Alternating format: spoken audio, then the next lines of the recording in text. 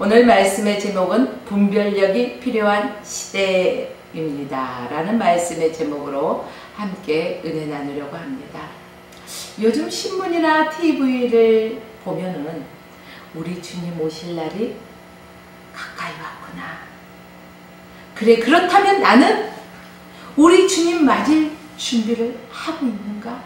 이런 생각을 하다 보니까 제 마음이 착잡해지더라고요. 자, 지금 세계 곳곳에 각종 재앙의 징조가 수없이 많이 나타나고 있습니다. 이런 재앙의 원인이 무엇일까요? 주님 말씀하신 바 말세의 징조가 아니라면 뭐라고 할 수 있겠습니까? 이외에 다른 어떤 것으로도 설명할 수가 없습니다. 사람들은요, 이런 현상들을 보고 뭐라고 말합니까? 천재지변이라고 말하죠. 그런데 천재지변이라는 말은 우리가 조심해서 사용해야 되는 거예요. 왜 그럴까요? 천재지변이란 단어는 하늘이 내린 재앙과 지상의 변동을 말하는 거예요. 그러나 이런 재난이 하늘에서 내리는 것도 있지만 대부분의 천재지변은 뭘까요? 인재에서 비롯된 거예요. 사람들이 잘못해서 생기는 이러한 재앙이 엄청나게 많다는 것입니다. 그래요. 우리는 이런 천재지변을 TV 매스컴을 통해서 또 각종 언론을 통해서 들을 때 큰일이다 이렇게 걱정하고 앉아있을 것이 아니라 이 천재지변을 통해서 하나님의 음성을 들을 수 있는 귀가 열려야 할 것입니다. 이런 천재지변을 통해서 우리에게 무슨 말씀을 하고 계실까? 오늘 우리가 함께 읽은 성경 말씀에 보면 몇 가지 하나님의 음성을 들을 수가 있습니다. 그 첫째가 뭘까요? 사람의 미혹을 받지 않도록 주의하라 이렇게 말씀하고 있는 거예요.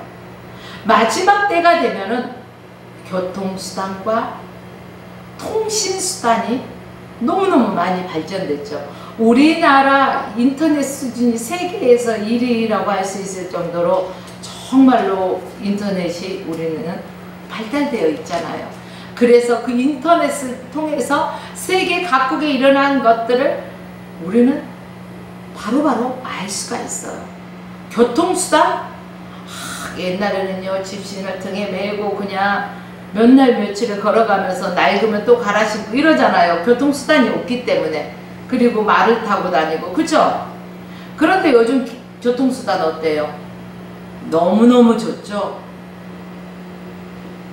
뭐 열차면 열차, 버스면 버스, 비행기면 비행기, 할 거 없이 교통수단이 너무너무 발달됐어요. 그래서 세계 각국 어느 나라도 마음 먹으면 비행기를 타고 날아서 갈 수 있을 정도로 이렇게 교통수단이 발달되어 왔어요. 그래서 난리와 난리, 전쟁과 기근의 소식들을 우리는 옛날보다 더 빨리 접할 수 있고 더 멀리 퍼지게 된다는 것입니다. 옛날에는 이렇게 통신수단이 발전하지 않았을 때는요, 그 동네에는 누가 가서 일부러 전하지 않는다면은 모르잖아요. 그런데 요즘은 어디에서 무슨 일이 일어났다 바로바로 알아요. 이렇게 통신수단이 발달되어 왔습니다. 그러다 보니까 사람들의 미혹도 더 많게 되었어요. 천국이 일어날 때다 보면은요, 꼭 이상한 사람들이 나타나서 성도들을 미혹하는 경우가 많이 있습니다. 그렇기 때문에 그들의 미혹에 우리는 속지 말아야 되는 거예요. 특별히 모르는 사람들이 와서 성경 공부를 가르쳐준대. 거기 가면은 기적과 표적을 보여준대. 우리 함께 가보자 하면은 가야 돼요, 말아야 돼요? 가면은 안 돼요. 그게 바로 미혹이에요. 우리는 이러한 미혹을 조심해야 된다는 거예요. 오늘 본문 4절과 6절 말씀을 보세요. 예수께서 대답하여 가라사대 사람의 미혹을 받지 않도록 어떻게 하라고요? 주의하라. 그래요. 많은 사람들이 내 이름으로 와서, 누구의 이름? 주님의 이름. 내 이름으로 와서 나는 그리스도라 많은 사람을 미혹해 하리라. 이렇게 성경에서 말씀하고 있어요. 여러분, 오늘 우리가 살고 있는 이 세상에 한번 자세하게 살펴보세요. 그러면 자칭 재림 예수라는 이단과 거짓 그리스도가 얼마나 많이 있습니까? 보혜사 성령이라고 외치는 인간도 있어요, 없어요? 있어요. 5절 말씀에는요, 많은 사람이 예수의 이름으로 많은 사람을 미혹한다는 것을 알 수가 있습니다. 많은 사람은 한두 사람을 뜻하는 것이 아니에요. 여러분, 이 세상에 정말로 미혹한 영이 많습니다. 그러므로 우리는 늘 깨어 있어야 할 것입니다. 자기가 예수라고 하는 사람, 자기가 재림한 예수라고 속이는데 말이 돼요, 안 돼요? 말도 안 되죠. 그런데도 이 말이 안 되는데도 멀쩡한 사람들이, 젊은이들이 팡팡 넘어가요, 안 넘어가요? 넘어가요. 그러니까 우리가 성경 66권 하나님의 말씀을 알지 못하면은요, 안 돼요. 그러니까 우리는 말씀을 멀리 둬야 돼요, 가까이 둬야 돼요? 가까이 둬야 돼요. 그래서 그 성경을 늘 묵상하고 그리고 하나님의 뜻을 구하면서 우리가 성령 충만한 삶을 살아야 되는 거예요. 여기에서 미혹. 자, 미혹이란 말은 영어 성경에서 deceive라는 말로 기록되어 있어요. 이 뜻을 보니까 속이다, 사기치다, 이런 뜻이 담겨 있더라고요. 아주, 그러니까 아주 그 미혹한 영들을 보면은, 미혹한 사람들을 보면 아주 교묘하게 속이고 또 아주 교묘하게 그럴듯하게 사기도 치잖아요. 왜 사기 당할까요? 거짓말인 줄 알면 사기 당해요, 안 당해요? 안 당하잖아요. 근데 너무 그럴듯했어, 나도 깜빡했다니까, 이런 소리들을 해요. 그래요. 미혹한 사람들을 봤을 때 이렇게 속임수가 대단해요. 근데 사단의 가장 강력한 무기가 뭘까요? 미혹하는 거예요. 속임수예요. 어떻게 하냐고요? 에덴 동산에서 하와를 유혹할 때 보세요. 아주 그럴듯하게 선과 악을 알게 하는 동산 중앙에 있는 그 나무의 실과를 먹게 하면서요, 아주 그럴듯하게 말하잖아요. 하나님은 정령 죽으리라고 말씀하셨는데 사단은 아니잖아요. 죽을까 하노라. 그죠? 내가 하나님과 같이 이것을 먹으면 눈도 밝아져. 그래서 못 먹게 하는 거야. 그 먹는 날에는 정말 죽을까 하노라. 뭐 이런 식으로 변질되잖아요, 말이. 그죠? 너무너무 이렇게 그럴듯한 말로 유혹하는 거예요. 그렇기 때문에 쏘가 넘어가는 거예요. 그래서 깨어 있어야 돼요.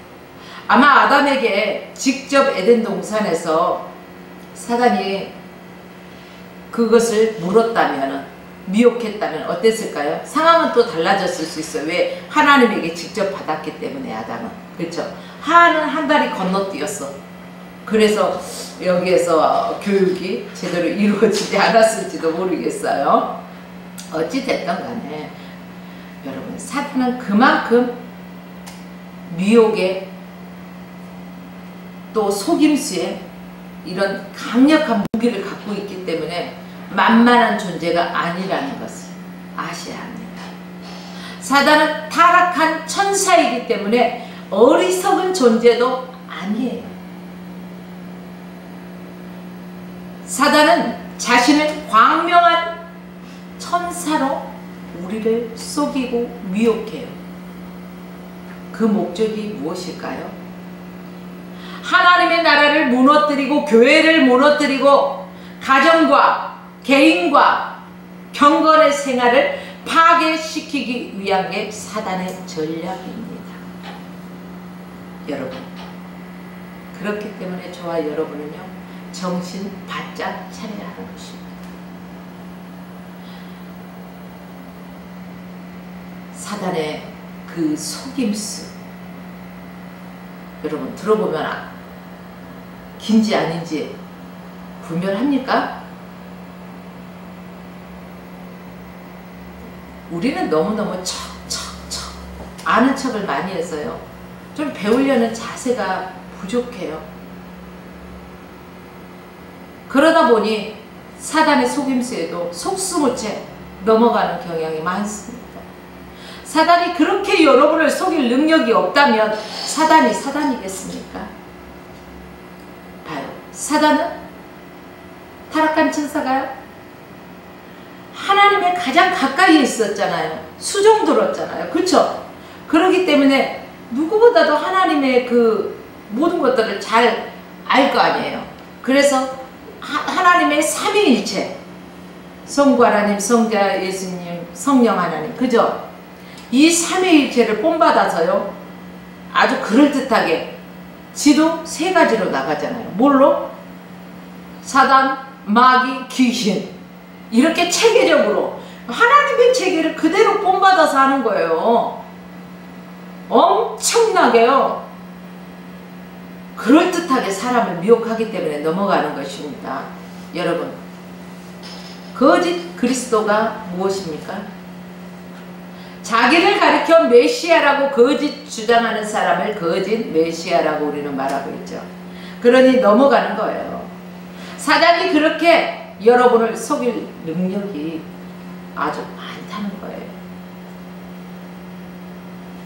마지막 때 이러한 메시아를 사칭하는 가짜들이 등장하는 것을 오늘 성경 말씀에, 오늘 본문 말씀에서요, 명백하게 저와 여러분들에게 경고해 주고 있는 것입니다. 여러분, 거짓 그리스도, 적 그리스도와 같아요, 틀려요? 헷갈리시죠? 지금 이렇게 물어보니까 같은 거 아닌가? 뭐 헷갈리시는 분도 있을 거예요. 그러나 거짓 그리스도는 적 그리스도와 구별이 됩니다. 거짓 그리스도는 하나의 분장, 그러니까 분장자이거나 아니면 칭호를 횡령한 사칭자예요. 그렇잖아요. 누구누구를 사칭해서 이런 단어들 기사 보면 있어요, 없어요? 있잖아요. 그러니까 거짓 그리스도, 거짓 그리스도는 분장하거나 아니면 칭호를 횡령하여서 사칭한 것, 다른 사람으로 하여금 자신을 메시아라고 속이는 사람들, 이런 사람들입니다. 그러나 적 그리스도는 무엇입니까? 즉 안티크리스토퍼스, 이건 사도 요한이 요한 1세에서 언급하는 것으로 그는 그리스도의 이름에 대한 사칭자라기보다 그리스도에게 대적하는 존재예요. 대적하는 존재. 그러기에 본질적으로 거짓 그리스도와 적 그리스도의 역할이 좀 다릅니다. 가장 중요한 차이점은 거짓 그리스도는 메시아의 존재를 인정하며 자기가 메시아라고 속이는 것입니다. 적 그리스도는 그리스도의 사역과 존재를 부정하면서 그리스도를 반대하는 존재예요. 그러나 거짓 그리스도든 적 그리스도든 모두 누구가 배후에서 조종할까요? 사단이 배후에서 조종하고 있음을 잊지 말아야 할 것입니다. 골로새서 2장 8절 말씀에 보면 누가 철학과 헛된 속임수로 너희를 노력할까 주의하라. 이것이 사람의 유정과 세상의 초동 학문을 쫓음이요 그리스도를 쫓음이 아니니라. 이렇게 성경에서 말씀하고 있습니다. 철학과 헛된 속임수로 사람을 미혹합니다. 인간의 지식이나 과학으로 속인다는 거예요. 그러나 그것은 세상 초동 학문을 따르는 거라는 것이죠. 그리스도를 따르는 것이 아닙니다. 그러니 속지 마셔야 합니다. 많이 배웠다고 성령이 충만합니까? 많이 배웠다고 다 압니까? 아니잖아요.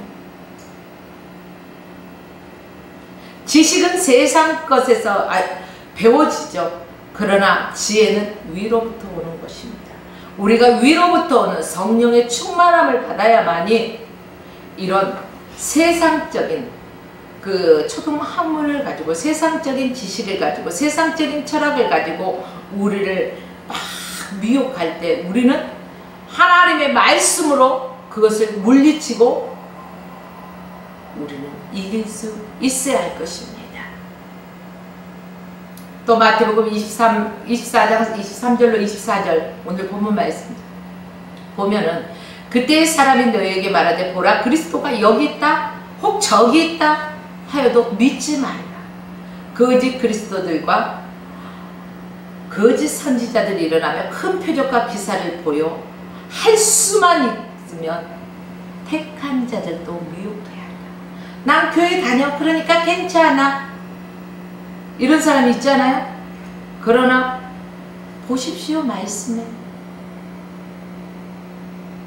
택하신 자들까지도 사단은 미혹한다는 것입니다.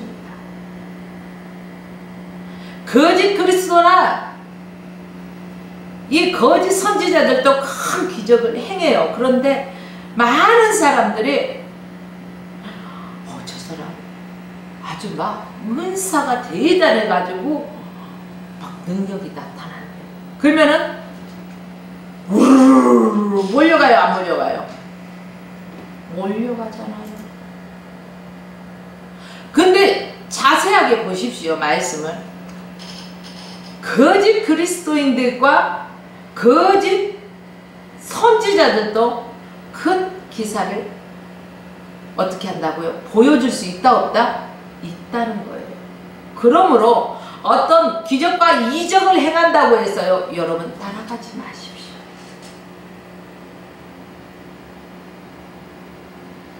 정신 바짝 차리지 않으면은 많은 사람들이 미혹에 걸려서 넘어진다는 거예요. 항상 모든 것은 하나님의 말씀에 근거해서 물론 기적과 표적이 나타납니다. 그러나 하나님의 말씀에 근거해서 보십시오. 둘째는 천재지변의 소식에 두려워 말라는 것입니다. 6절에서 8절 말씀에 보니까 난리와 난리 소문을 듣겠으나 너희는 삼가 두려워하지 말라. 이런 일은 있어야 돼 끝은 아직 아니니라. 세상에 난리와 난리가 나는 것들을 우리는 통신을 통해서 듣습니다. 또 봅니다. 그때 어때요? 무서워 세상에 말쓰다 말세 하면서 그런 얘기 하잖아요. 근데 아직은 두려워하지 말래요. 아직은 끝이 아니래요. 민족이 민족을 나라가 나라를 대적할 일이 일어나고 천천히 기근과 지진이 있으리니 이 모든 것이 재난의 시작이래요. 이제 시작이래요. 끝이 아니라. 요즘 한번 천재지변이 일어난다면 수백 명, 수천 명, 수만 명이 죽어나가는 것들을 우리는 이런 소식들을 접해 듣습니다. 이런 엄청난 재난 소식에 어떻게 두려워 말라 할 수 있을까요? 그 이유는요. 이런 재난이나 재앙 또 지진, 기근이 시작에 불과하다는 거예요. 아니 이게 이걸로 떨 정도가 아니라는 거예요. 또 앞으로 더 큰 일이 있다는 거예요. 장차 닥칠 환난과 핍박 이것에 비유한다면 지금 현재의 재난 이것은 아무것도 아니야. 그러니까 이걸로 인해서 떨지 마. 우리 흔히 이런 말을 합니다. 야야 엄살 떨지 마. 그 정도 가지고 이런 소리 하잖아요. 맞아요. 지금 세계 각국에서 일어나는 각종 재난과 천재지변 장차 마지막 때 당할 환난과 비교하면 아무것도 아닌 이제 시작이다. 이렇게 생각하시면 되겠습니다. 이 말은 그냥 무시하고 태평하게 있으라는 말이 아니라 천재지변이 닥치거든 두려워만 하고 있지 말고 시기를 직시하라는 거예요. 아, 하나님의 때가 가까워졌구나. 이제 하나님이 하실 일들이 가까워졌구나. 이제 시작이구나. 환난과 핍박이 시작이 되겠구나. 그러면 이럴 때일수록 우리는 대비해야지. 뭘로 대비할 거예요? 하나님의 음성을 들으라는 거예요. 가만히 탱자탱자하고 태평하게 있는데 하나님의 음성이 들리나요? 아니라는 거죠. 그럼 어떻게 해야 될까요? 깨어있으라는 거예요. 깨어서 주님 앞에 납작 엎드려서 하나님의 음성을 들으라는 거예요. 아, 주님 오실 날이 멀지 않았구나. 믿음을 준비해야지. 내가 이렇게 태평하게 탱자탱자하고 놀고 있어서는 안 되겠구나 하고 결단하라는 것입니다. 걱정만 하지 마세요. 불안과 공포 속에서 여러분들이 있다고 뭐 하나 해결되는 거 없습니다. 언젠가 저 중국에 닥친 재난이 우리에게도 닥칠 것이다. 언젠가 저 일본이 겪는 그 재난이 우리에게도 닥칠 것이라고 예견하십니까? 예견해서 그치지 말고 그렇다면 믿음의 준비를 하시라는 거예요. 우리가 당하지 않는 것이 참 지금은 하나님의 은혜로 당하고 있지는 않습니다. 처처의 기근과 지진이 일어나고 있죠. 저 북녘 땅에 어떻습니까? 기근이 지금 심각하잖아요. 옆에 일본 나라나 중국 나라나 어떻습니까? 지진의 공포가 그들에게는 가득 차잖아요. 그냥 건물 무너지는 거 보십시오. 와르르 무너지는 거 보면은요. 세상 그것을 얻기 위해서 사람들은 얼마나 추구하는데 허무없이 무너지는 것들을 보잖아요. 이 세상 것은 허무한 거예요. 주님 나라에 가지고 갈 수 있는 게 없어요. 마지막 때에 우리가 가지고 갈 수 있는 거 예수 그리스도를 믿는 믿음만이 가능한 것입니다. 그래서 주님은 마태복음 25장의 3가지 비유를 가르쳐 주면서요. 준비하라고 가르쳐 주신 거예요. 그냥 가르쳐 주신 게 아니에요. 열처의 그 혼인자체 비유를 통해서 신랑 되실 예수님이 오실 때가 가까웠으니까 너희가 정신을 바짝 차리고 깨어서 근신하라는 거예요. 또 달란트의 비유를 통해서 주님 오실 때가 다 되었으니까 열심히 내게 맡겨주신 일에 충성을 다하라는 거예요.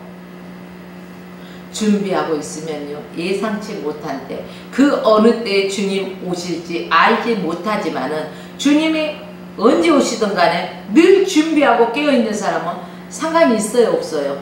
없어요. 준비 못하고 탱자탱자하고 놀고 있는 사람에게 문제가 있는 거예요. 아이고 큰일 났다. 나 아직 준비 안 됐는데. 준비하고 살아는 거예요. 마지막에 양과 염소의 비유를 통해서 잘 준비한 자에게 상 주시고 잘못 준비한 자들에게는 무서운 심판이 예고되어 있다는 경고의 말씀을 우리에게 말씀해주고 있는 것입니다.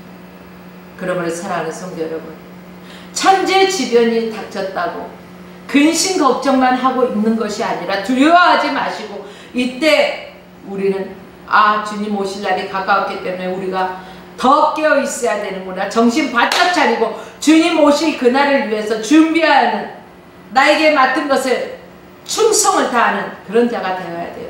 주님 오시면은요 맡겨주신 것에 대해서요 분명히 환산할 때가 있을까요 없을까요? 있어요. 심판대 앞에 설 때가 있어요. 많이 맡긴 자들에게는요 많은 것을 찾으시겠죠. 적게 맡긴 자들에게는 적은 것을 찾으시겠죠.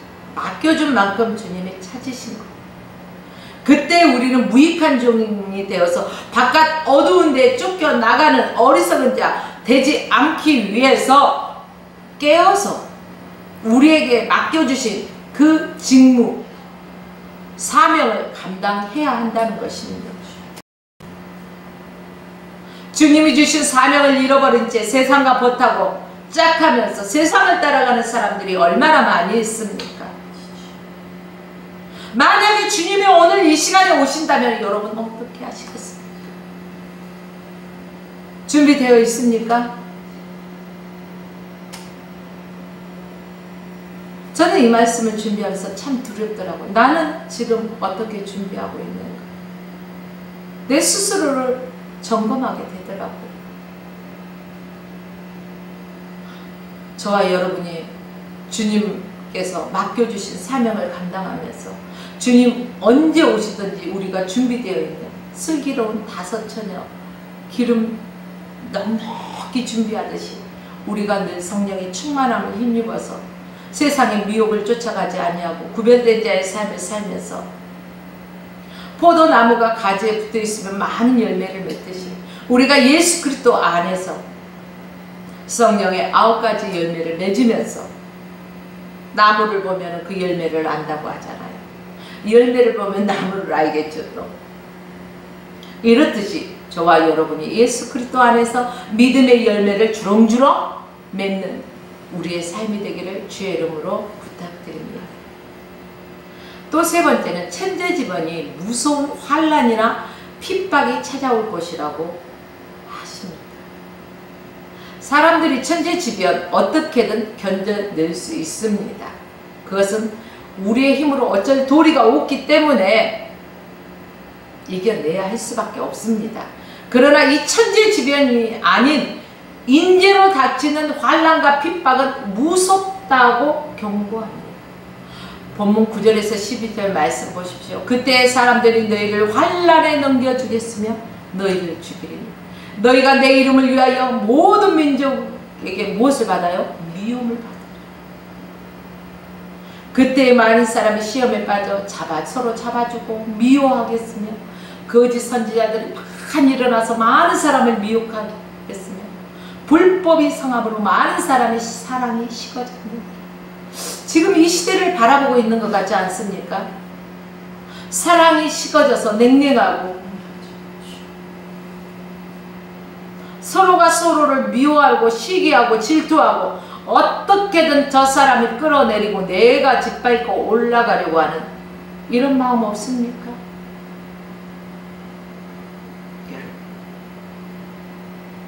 우리는 하나님의 말씀을 가까이 해야 돼요. 말씀을 알지 않냐면 우리가 어떻게 하나님의 말씀대로 순종하고 살아갈 수가 있을까요? 마지막 때에 많은 사람이 당하는 대환란이 닥치는 것은 주님은 경고하고 계십니다. 사람이 우리를 환란에 넘겨준다. 사람이 우리를 죽이는 거예요. 왜요? 예수 그리스도 이름 때문에 시험에 빠져서 잡아주고 서로 미워하고 많은 사람들이 거짓 때문에 거짓 선지자들 때문에 미혹에 넘어지고 불법이 가득 찼잖아요. 그래서 뭐만 있으면 다 된다고 말하죠. 돈만 있으면 다 된다는 이런 사고방식이 있어요. 그러나 돈으로 생명을 살 수 있던가요? 아니요. 생명의 주인은 하나님이십니다. 돈으로 할 수 없는 게 많아요. 돈이 있으면 물론 하고 싶은 것도 많이 있는 것을 할 수 있고 생활의 편리사항에 많은 유익이 있습니다. 우리 주일학교 때 찬송가가 있어요. 돈으로도 못 가요 하나님 나라 어여뻐도 못 가요 하나님 나라 믿음으로 가는 나라 하나님 나라. 그래요. 우리 주일학교 때 이걸 참 많이 불렀어요. 아무리 돈 많고 권력 있고 해도요 못 가요. 오직 믿음으로 예수 그리스도를 믿음으로 말미암아 구원을 받는 거예요. 사랑하는 성도, 예수 이름 때문에 핍박이 있다고 해서 주저앉지 마십시오. 그 예수 이름에 능력이 있습니다. 예수 이름 붙잡고 여러분들이 새 힘을 얻고 당당하게 승리하십시오. 우리 대장 예수 앞서 가시기 때문에 두려워할 게 없다는 것입니다. 저와 여러분은 하나님의 큰 사랑을 받았어요.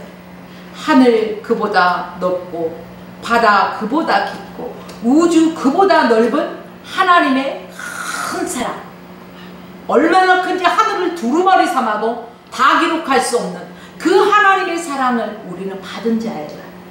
사랑은 받은 자는 사랑하는 방법도 알아요. 어떻게 받은지 아니까. 근데 사랑을 받아보지 못한 사람은 사랑하는 방법도 모른다더라고요. 저와 여러분들은요, 그렇기 때문에 사랑을 해야 돼요. 무슨 사랑? 이성적인 사랑 말고요, 엘로스적인 사랑 말고요, 아가페 사랑, 하나님의 사랑을 우리는 받았어요.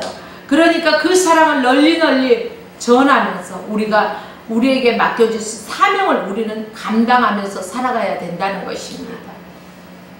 이 마지막 시대에 살아가면서 저희들은 더 깨어 있어야 된다는 것입니다. 어정쩡하게 세상과 겸하여 하나님을 섬겨서는 안 된다는 것입니다. 세상과 하나님을 겸하여서 섬길 수 없다고 성경은 분명히 말씀하고 있습니다. 사랑하는 성도 여러분, 아직까지 우리에게 이런 일은 없죠. 하나님의 은혜로 살아가기 때문에 우리나라에 아직 기근이 없잖아요. 하나님의 은혜로 살아가기 때문에 우리나라에 아직은 지진이 심각하지 않잖아요. 그러나 이 세상 천지에는 이런 일들이 곳곳에서 일어나고 있다는 것을 우리는 통신을 통해서 듣고 있습니다. 언론을 통해서, 미디어들을 통해서. 여기서 북쪽으로 한 100km 정도 올라간다면요, 저 북녘에 그런 일들이 벌써부터 이루어지고 있어요. 예수 믿는다는 이유 때문에 어떻게 돼요? 감옥에 가야 하고, 성경을 소유하고 있다는 그 이유 하나만으로 죽임을 당하는 사람들이 있다는 거예요. 그러나 이 나라에는 어떻습니까? 여러분들이 교회 간다고 누가 핍박합니까? 성경을 본다고 핍박합니까? 성경을 소유했다고 누가 죽인다고 협박합니까? 아니잖아요. 천재지변은 그러려니 하지만 사람이 주는 환난은요, 핍박은요, 너무너무 고통스럽고 무섭게 짝이 없죠. 그런데 주님은 우리에게 뭐라고 말씀하셔요? 13절 말씀해 보니까, 그러나 끝까지 견디는 자는 구원을 얻는다는 거예요.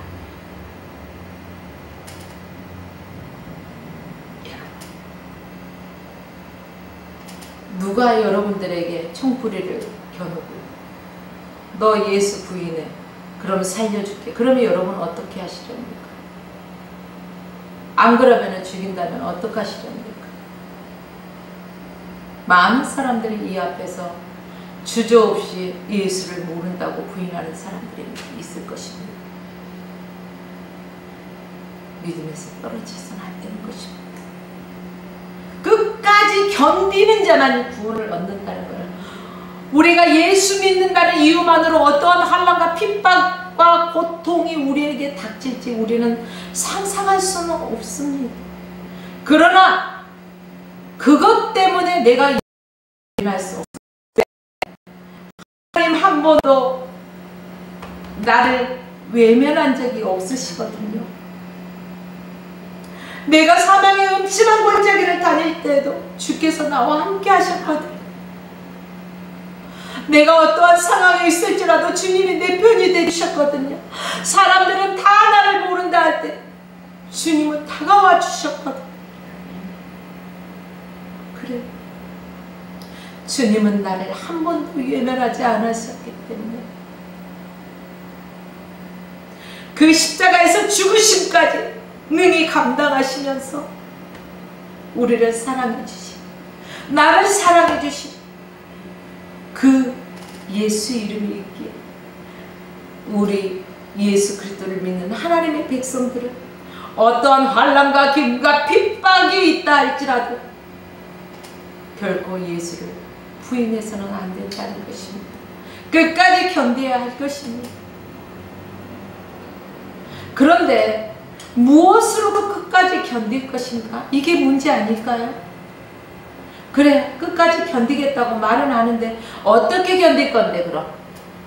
그 핍박과 고난을 어떻게 견딜 거냐고. 근데 여기에 답이 있어요. 답이 두 가지가 있더라고요. 성령의 권능, 또 하나는 경건의 연습. 이게 답이에요. 그렇습니다. 하나는 하나님의 은혜로 주신 거룩한 능력이에요. 이게 뭐예요? 성령의 권능이에요. 또 하나는 우리는 날마다 하나님의 그 말씀으로 내 자신을 쳐서 복종시키고 경건의 훈련을 늘 해야 되는 거예요. 늘 영적인 전신갑주를 입고 영적 전쟁의 자세로 우리는 살아가야 되는 거예요. 그래서 환난 속에서 기도한다? 쉬워요, 어려워요? 쉽지 않아요. 그래서 평상시에 평안할 때 기도하라는 거예요. 진짜 고통 속에 있을 때는요, 주여 아버지, 이 한마디밖에 안 나오더라고요. 그 한마디에 모든 게 담겨 있더라고요. 그런데 내가 평안할 때, 늘 기도의 습관을 쫓아서 기도할 때는 성령 이 안에서 기도할 수 있도록, 영으로 할 수 있도록 대신 강구해 주시더라고요. 그렇기 때문에 여러분, 우리는 평상시에 평안할 때 기도해야 하는 것입니다. 그래서 평안할 때 새벽에 기도하십시오. 사랑하는 성도 여러분, 마귀가 제일 무서워하는 사람이 누굴까? 그리고 마귀가 제일 부담스러워하는 사람이 누굴까요?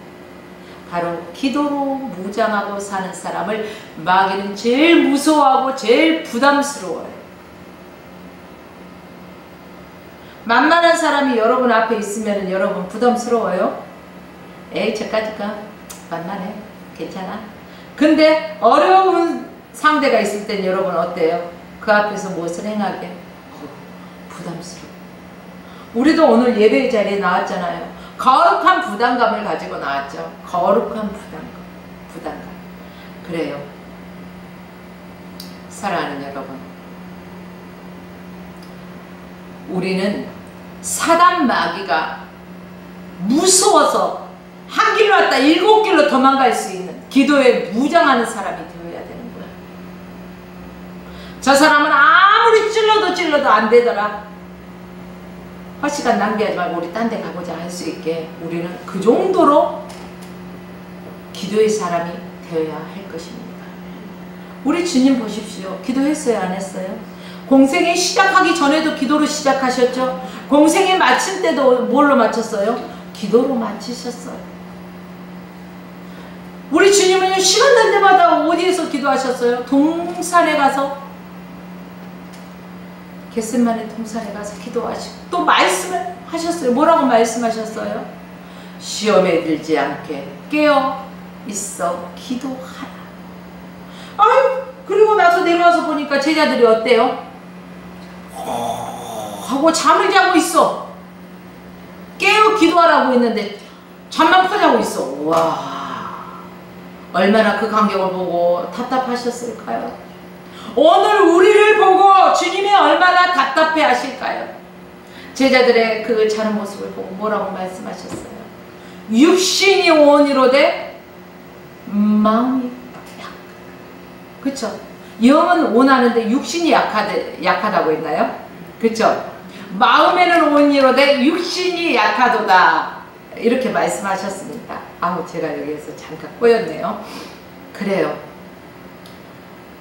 마음에는 원하지만 육신이 약해서 우리는 그런 경험들을 많이 할 것입니다.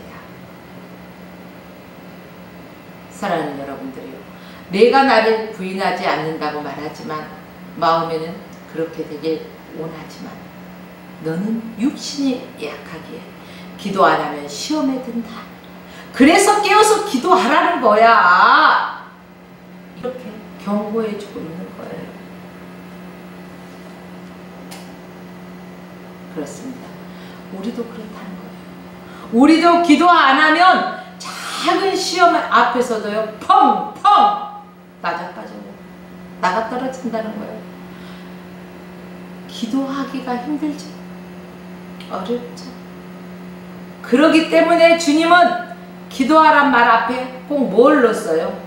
힘써 기도하라.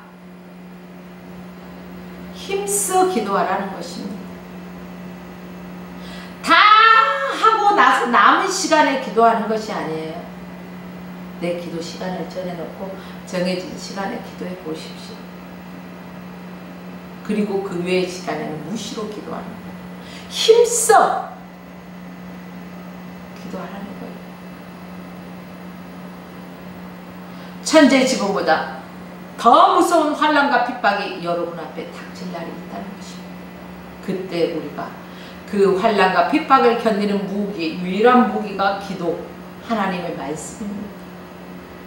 사랑하는 여러분들이요, 지금 이 시간부터 늦지 않았어요. 지금부터 우리는 깨어서 기도로 무장하는 저와 여러분의 삶이 되기를 주의 이름으로 축복합니다.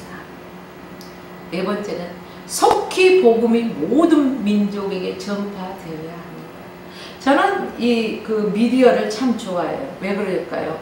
우리가 그 세계 땅끝 사마리아, 온 유대와 사마리아 땅끝까지 다니면서 발로 뛰면서 복음을 전할 수 있어요, 없어요? 힘들잖아요. 그런데 이 영상 미디어는요, 전파가 가는 곳은 어디든지 주의 복음을 전할 수가 있어요. 어느 민족에게나 이 복음이 전해져야 된다는 것입니다. 천재지변, 이것은 우리를 믿음의 사람으로 만드는 역할입니다. 천재지변을 바라보고 우리는 두려워 떠는 것이 아니라 하나님의 음성을 듣고 깨어서 기도해야 된다는 것을 알아야 합니다. 환난과 고난이 닥치면 하나님을 멀리 하고 하나님은 어디 계시는가 하고 멀리 떠날 것 같으나 그럴 때 교회는 더 믿음으로 깨어서 성도는 주님을 더욱더 의지해야 된다는 거예요. 때로는 풍랑 때문에요, 더 빨리 갈 수도 있어요. 환난과 고난이 있기 때문에 우리는 더 주님 앞에 가까이 나갈 수 있는 것입니다. 그렇기 때문에 이런 천재지변이 오히려 합력하여서 복음을 더 널리, 더 빨리 확산시키는 것임을 우리는 알아야 할 것입니다. 예루살렘 교회에 닥친 핍박을 보십시오. 복음을 들고 나가지 않으면 하나님은 핍박자를 들어 박해를 하십니다. 그 박해 때문에 복음이 온 유대와 사마리아까지 전파되었습니다. 그러기에 주님은 복음이 모든 민족에게 전달되기 위해서라면 핍박자도 때로는 들어서 사용하십니다. 14절 말씀을 한번 주님의 약속을 보십시오.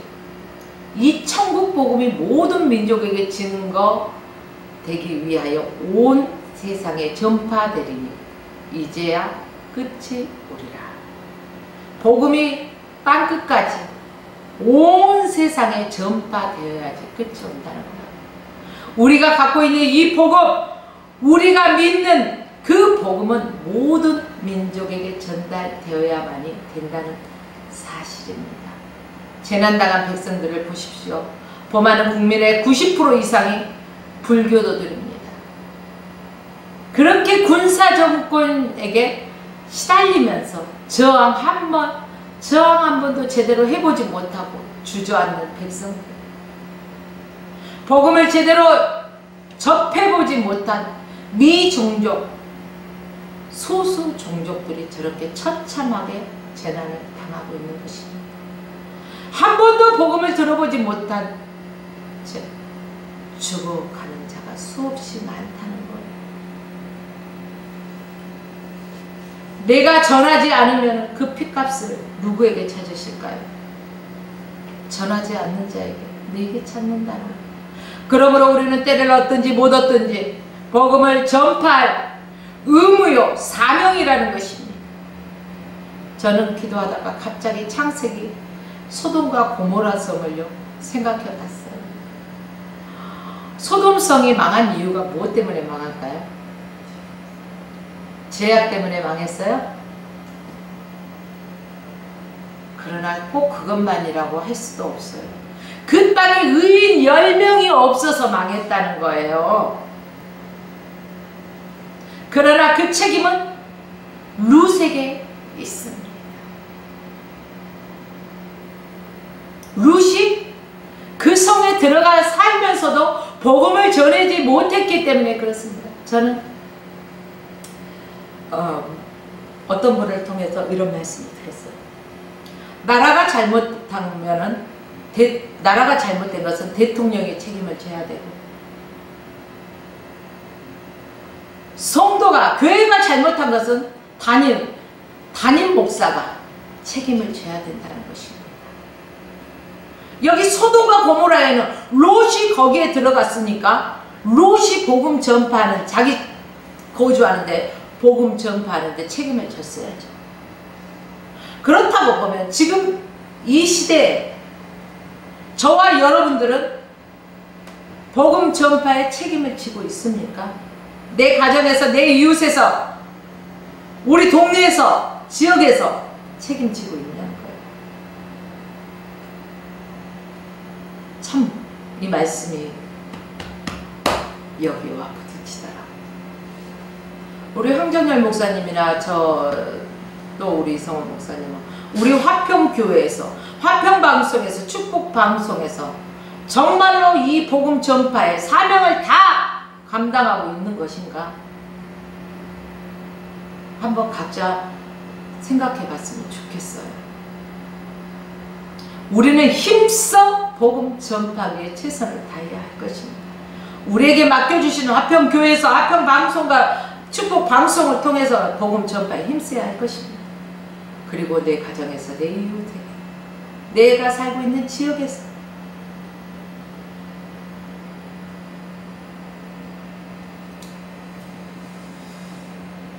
자, 그 땅에 롯이 들어가 살면서 의인 10명을 만들지 못했어요. 그가 사명으로 알고 생명 다해 복음을 전파했다면 의인 10명이 없어서 망하는 땅이 되었을까요? 그랬다더라 옆집 얘기 듣는 식으로 들어서 되는 것이 아니라 우리는 자신을 한번 비추어 보자고. 여러분은 여러분 주변에 의인 10명이 있냐는 거예요. 내가 고난당하고 힘들어할 때 나를 위해 10명의 기도해줄 기도의 용사들이 있냐는 거예요. 저도 고난 가운데서 기도를 부탁하다 보니까요, 참 많은 사람을 아는 것 같은데 정작 그 10명을 꼽기는 쉽지 않더라는 거예요. 여러분은 어떻게 생각하십니까? 롯이 어느 날 천사들이 자기 집에 방문했을 때 보십시오. 그 지역 주민들이 여기 외부인이 들어왔어, 내나 하면서 막 하잖아요. 난리 치잖아요. 여기 왜 그럴까요? 동성애라는 것을 아십니까? 그때 그 지역이 그렇잖아요. 그래서 그들을 내놓으라는 거예요. 그래서 롯은요, 이 사람들을 관여하지 말고 내게 시집 안 간 두 딸이 있으니까 이 딸들을 내줄게, 이렇게 제안하잖아요. 근데 그들은 싫어, 저 사람들 좀 이러잖아요. 상식적으로 말이 안 되는 그런 소리예요. 그런데 어떻게 그런 짓을 하냐는 거예요. 여러분 여기에 두 가지 의미가 있는데 한번 들어보시겠습니까? 자, 첫째 의미는 롯이 그들의 타락한 성문화에 동화되었다는 거예요.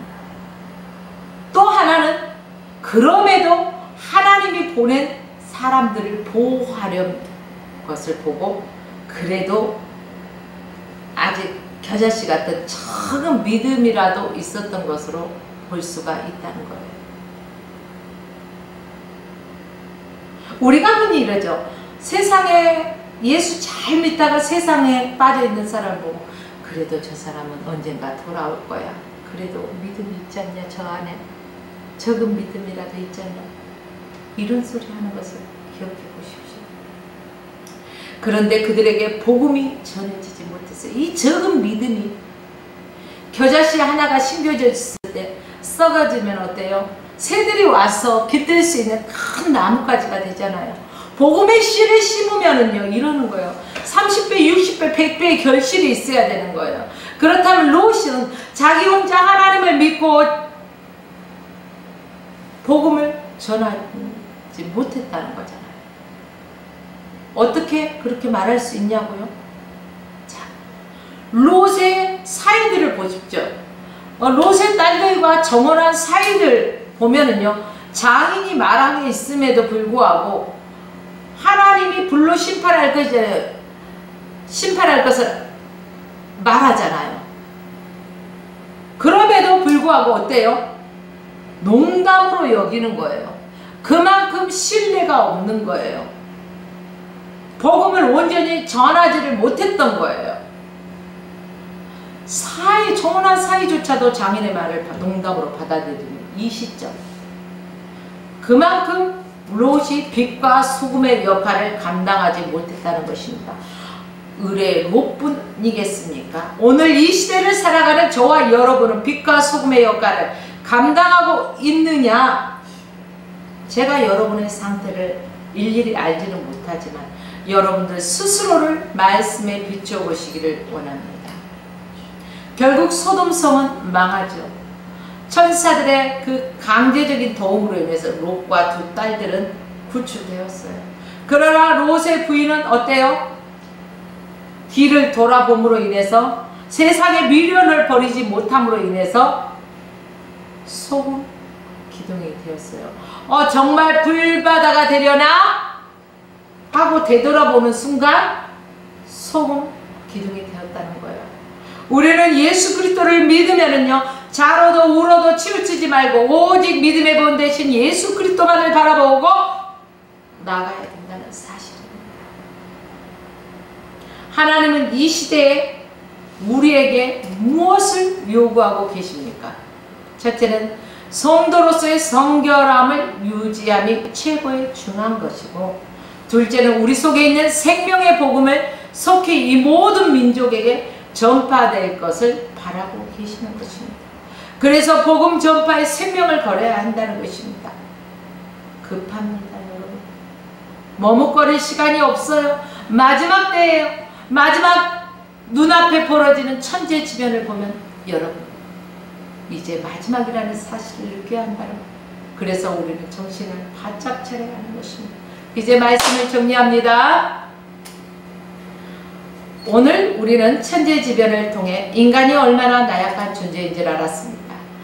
아무도 할 수 없는 속수무책인 존재라는 것도 알았습니다.